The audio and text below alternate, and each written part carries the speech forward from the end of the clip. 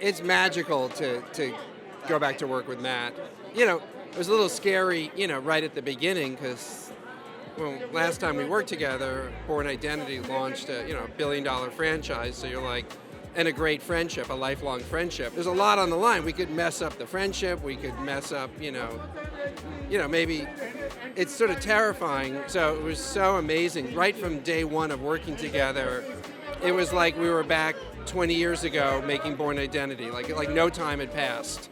And the thing is, Matt and I really made Born Identity like an independent movie. It was a studio, but at the end of the day, we're in France. It was like an 8-hour time difference to LA. So we just on our own making the movie and making decisions for ourselves. And here we are all these years later, basically doing the same thing with Instigators, because now Matt is the studio. There's no time difference really anymore to work with. But so it really was it was so fantastic. And then getting to meet Casey, was like what a discovery for me as a director. I mean, I'm in love with all of the choices he makes as an actor and how much he gives to the directors he works with, or at least that he gave to me. It's terrifying, having, basically redefined car chases with Born Identity. Matt and I are now doing another car chase.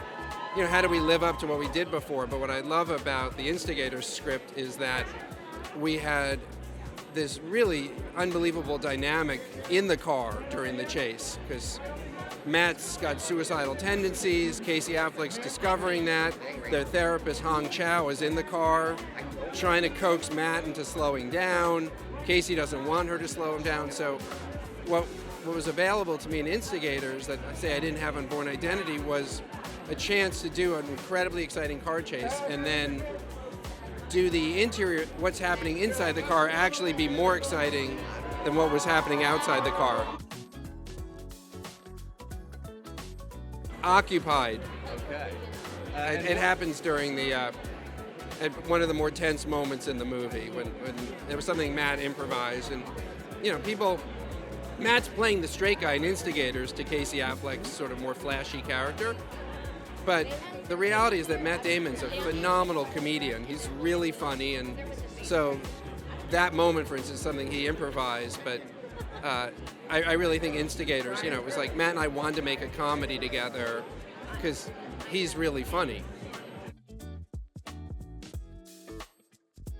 One of my favorite memories was there was a moment where Matt said something to me, in between takes, and it's a technical thing, but I looked at him and I said, oh my God, and there he is, Matt, right over there. He's grown so much since we worked together 20 years ago, because you don't really know, maybe we stay the same.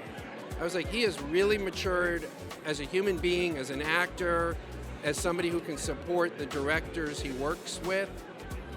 And I was just looked at Matt, I was like, wow, he's just grown so much in those 20 years. And then I was thinking to myself, well, maybe he's thinking that about me.